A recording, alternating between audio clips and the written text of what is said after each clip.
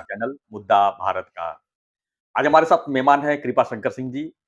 दिवाली की हम उनको शुभेच्छा देते हैं और आप सभी को भी दिवाली की शुभकामनाएँ देते हैं। महाराष्ट्र में जिस तरह से चुनाव चल रहा है, इस समय चुनाव का माहौल है, तो हम राजनीतिक खबरों के ऊपर हम चर्चा करेंगे और जानेंगे कि महाराष्ट्र में जो है चुनाव जो होने जा रहा है, उसकी स्थिति परिस्थिति क्या है? उत्तर भारतीयों का किस तरह का रोल है? उत्तर भारतीयों के लिए क्या रणनीति बनाई जा रही है? हालाँकि टिकट तो दिया गया है।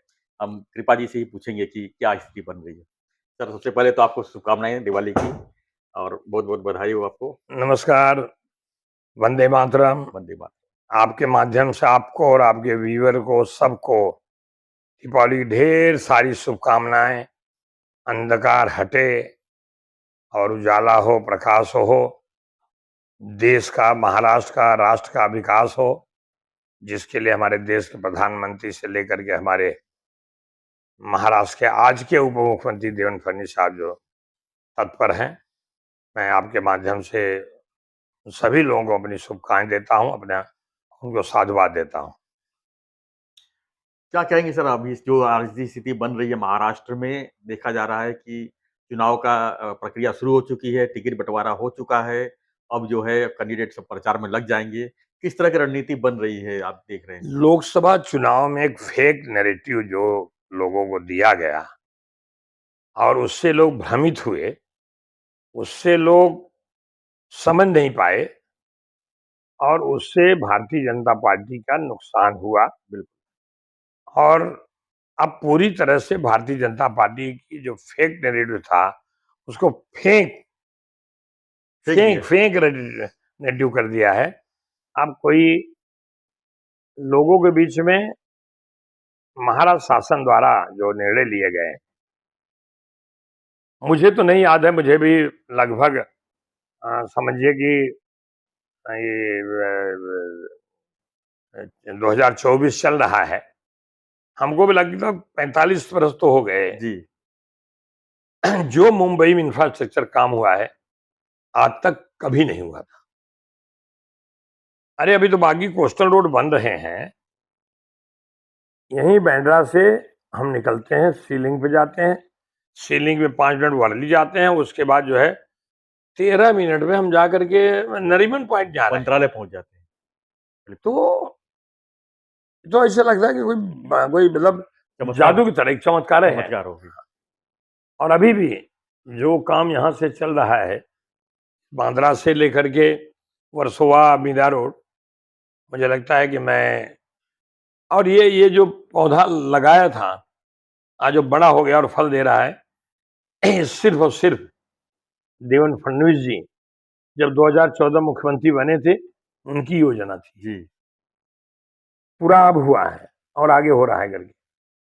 तो हम हमेशा कहते हैं कि राष्ट्र में नरेंद्र जी और महाराष्ट्र में देवेंद्र जी।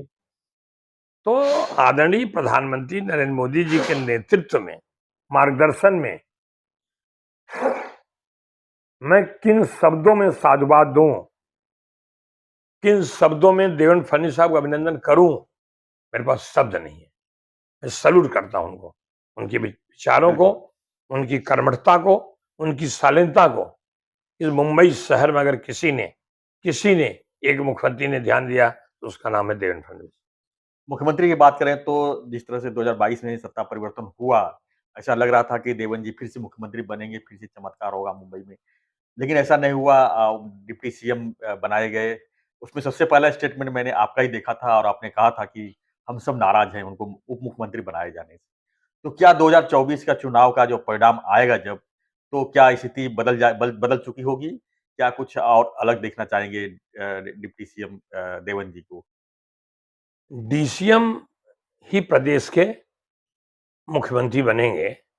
पहले से नाम से जुड़ा, डी से देवेंद्र और बाद में सीएम, डीसीएम। ये डीसीएम मतलब देवेंद्र चीफ मिनिस्टर। क्या बात है, क्या बात है। मतलब आज भी आप ये चीफ हमारे मिनिस्टर ही भारतीय मानते हैं। जनता पार्टी के, हमारे जैसे असंख्य कार्यकर्ताओं की हमारी इच्छा है, और जब इतने लोगों की इच्छा होती है तो भगवान उस इच्छा को पूरा करते हैं। हम जब उनके सामने अपनी भाव बताते हैं, तो मुझे लगता है कि भगवान हमको मदद करेंगे। और ये डीसीएम जो आज आप बता रहा हूँ, ये सत्य होगा, क्योंकि पूरा विश्वास है। DCM Devendra chief minister. क्या बात है, क्या बात।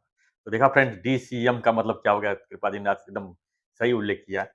अब आगे बढ़ते हैं सर कि यहाँ पर उत्तर भारतीयों का काफ़ी रोल होता है। मुंबई में 36 सीट यानी 36 सीट है, और उसमें उत्तर भारतीयों का काफ़ी बड़ा रोल होता है। उनको भी टिकट दिया गया है जैसे कि उत्तर मुंबई से। तो क्या देख रहे हैं कि उत्तर भारतीयों को ज़्यादा करके चुनाव में देखा जाता है कि कई बोलते हैं यूज एंड थ्रो हुआ, कुछ बोलते हैं डिवाइड हो जाते हैं, जब चुनाव आता है तो अलग-अलग पार्टियों में जो है, तो इनकी एकता नहीं रह पाती। इसके लिए कुछ रणनीति आप इस महाराष्ट्र मुंबई में हम उत्तर भारत के लोग जब मुंबई आते हैं, महाराष्ट्र आते हैं, जी, तो हम देखते हैं डेवलपमेंट। जितना डेवलपमेंट होगा और डेवलपमेंट में हम भागीदार होते हैं। हम पूरी तरह से हम परिश्रमी लोग हैं।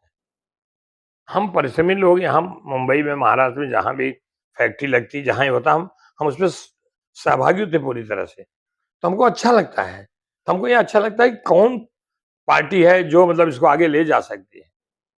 तो आज सबको दिखाई पड़ा उत्तर भारत को कि नहीं, ये भारतीय जनता पार्टी है, ये लोगों को ले जा सकती है आगे। इसलिए उत्तर भारतीय जो हैं, वो सारे के सारे अभी अ, जैसे संजय उपाध्याय जी बोरीवली से चुनाव लड़ रहे हैं। श्रीमती विद्या ठाकुर जो पहले भी थी और गोरेगांव से लड़ रही हैं। कनीना विधानसभा, जहां मैं बहुत जी, बार 3 बार मैं यहाँ से प्रतिनिधित्व कर चुका हूँ, वहां से अमरजीत सिंह को, जबकि वो आरपीआई ने, रिपब्लिकन पार्टी ऑफ इंडिया ने, रामदास अठावले ग्रुप ने उनको अपना ये बनाया और सिंबल उनको कमल का पे लड़ने का ये दिया। तो उससे काफी मतलब लोगों में उत्साह है कि, और ये जरूरी नहीं कि ये एंड है। जी, इसके बाद उत्तर भारतीय कल सरकार बनेगी, सरकार में लोग होंगे, अलग अलग डिपार्टमेंट हैं। पिछली बार भी कई डिपार्टमेंट थे, बीजेपी ने दिया था, संजय उपाध्याय जी को दिया था, मंजीत मिश्रा को दिया था, ऐसे बहुत सारे लोगों को दिया था। तो मुझे लगता है कि लोकसभा चुनाव के बाद उत्तर भारतीय समाज ने मन तो बना लिया है, और जब मन बना लेता है उत्तर भारतीय समाज, तो ऐसे उत्तर प्रदेश उत्तर देगा और भली भांति उत्तर देगा, भारतीय जनता पार्टी के पक्ष में देगा। अ, क्या देख रहे हैं कि जो 2019 के बाद देखा जाए तो महाराष्ट्र की राजनीति काफ़ी उथल-पुथल रही, काफ़ी बदलाव हुए। देखा जाए तो पक्ष को भी मौका मिला सरकार चलाने को, विपक्ष को भी मिला सरकार चलाने को। मिक्सअप सरकार चली, 3-3 पार्टियों का सरकार बना, महाविकास आघाड़ी बनी, तो महायुति में भी 3 पार्टियाँ आ गई। तो ये जो लड़ाई चल चल रही है, दूसरा ये मराठा आंदोलन का भी है, इसमें हिस्सा है। तो ये जो लड़ाई आप क्या देख रहे हैं? 2024 जो लड़ाई है, किस बेस पे हो रही है कि अ, मतलब जाति पे लड़ाई हो रही है या जो डेवलपमेंट है उसके ऊपर लड़ाई है? देखिए, कई लोग जाति से जुड़े हैं, कई लोग धर्म से जुड़े हैं, कई लोग अलग ढंग से जुड़े हैं। लेकिन भारतीय जनता पार्टी जो सिर्फ विकास के मुद्दे को लेकर चल रही है, और लोगों को क्या चाहिए? विकास चाहिए। जी, और जिस ढंग से भारतीय जनता पार्टी और उसके हमारे सबके महाराष्ट्र के नेता आदरणीय देवेंद्र फडणवीस साहब चल रहे हैं और काम कर रहे हैं, और 24 घंटा कब सोते हैं, कब जागते हैं, किसी को पता नहीं। लेकिन चेहरे पे ज़रा भी शिकन नहीं, वही मुस्कुराहट, वही ऊर्जा, वही तेज, वही मतलब वो मतलब महाराज के सामने एक अपना नेतृत्व। तो ये ईश्वर बड़ी कृपा है, और मैं तो भगवान शंकर का भक्त हूँ, भगवान शंकर के चरणों में प्रार्थना करता हूँ कि इस मुंबई के विकास को जो गति बंद हो गई थी, वो शुरू हुई है। तो देवेंद्र जी अगर महाराष्ट्र के नेतृत्व में उनको मिलता है, तो मुझे लगता है कि जो हमारे काम रुके हों बन जाएँगे, काम हो जाएँगे, और भी होगा। आज जो जिस ढंग से मेट्रो का जाल देखिए, पूरे जी, मेमांडी में फैल गया है, फैल ही रहा है करके। लगता नहीं कहाँ से जा रही, कभी अंदर से ट्रेन जा रही है, कभी ऊपर से ट्रेन जा रही है। तो इधर से बस जा रही है, उधर से टैक्सी आ रही है। तो मुंबई की सबसे बड़ी एहतियाती समस्या थी। अभी 100% काम हुआ नहीं है, जी, बट जो काम शुरू है, उस काम शुरू होने के लिए, क्योंकि बीच में 1 सरकार आई थी, 2.5 साल की, वो 2.5 साल में सिर्फ 2.5 दिन काम किया। मुख्यमंत्री बैठे थे। तो 2.5 कोस का जो रास्ता है, वो मतलब कितना 100 साल लगे पूरा करने में। तो ये जो 2.5 साल कार्यकाल देता है, हम ईश्वर प्रार्थना करते हैं कि ऐसा कार्यकाल इस महाराज के या किसी को देखने को न मिले।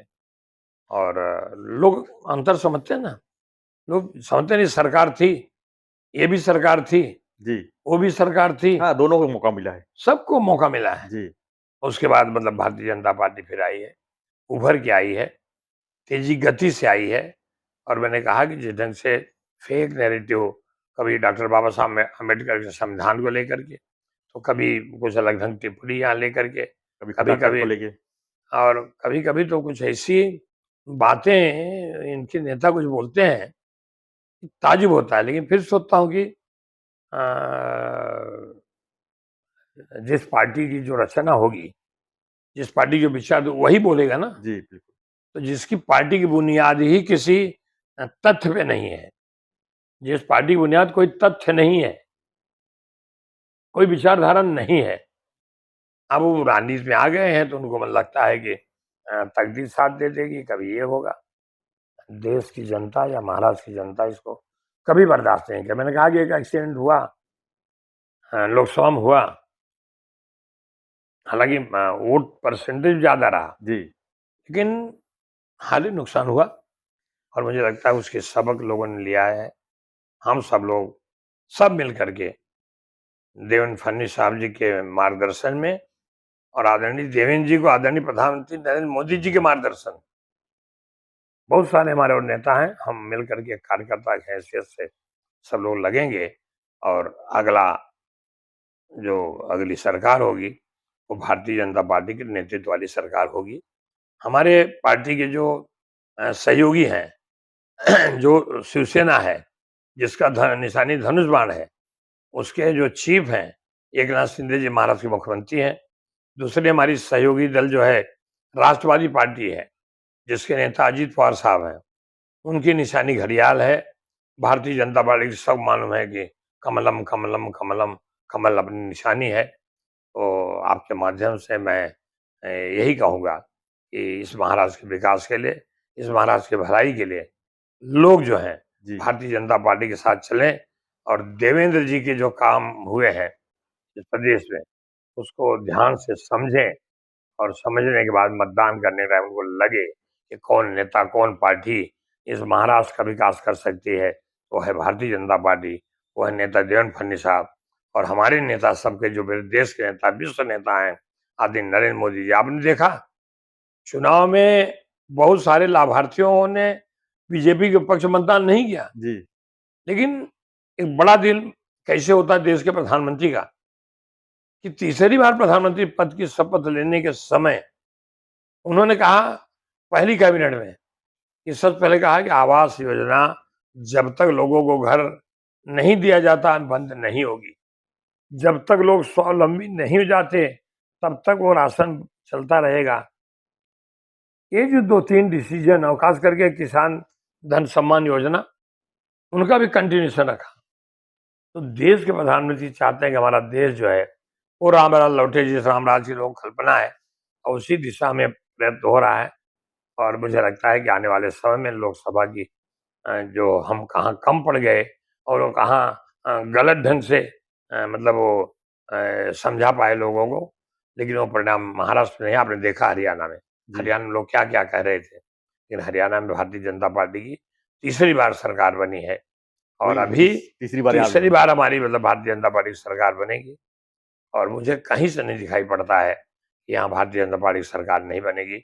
हमारे एकनाथ शिंदे साहब मुख्यमंत्री के रूप में, हमारे अजीत पवार साहब डिप्टी सीएम, उप मुख्यमंत्री के रूप में, उन लोगों ने भारतीय जनता पार्टी के साथ, जो हमारी सबसे बड़ी पार्टी है, आप बड़प्पन देखिए ना, भारतीय जनता पार्टी 106 सीटों पे, और ये 40 प्लस कुछ होंगे, फिर भी बड़प्पन देखो कि एक एक भाई हमारा आया है, हमारी नीतियों के साथ चलना चाहता है, दे दो उसको चाबी, दियो दो मलकाना, दे दिए, दे दिया। बिल्कुल।